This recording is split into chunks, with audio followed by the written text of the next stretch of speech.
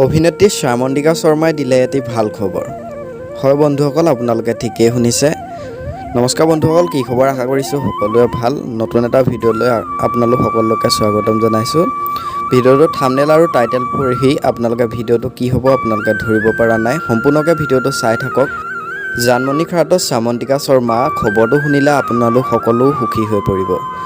অভিনেত্ৰীগৰাকীয়ে নিজৰ সেই ভাল খবৰটো ইনষ্টাগ্ৰামৰ জৰিয়তে জনালে আৰু খবৰটো পাই সকলোৱে শুভেচ্ছাৰে বিয়পাই পেলাইছে।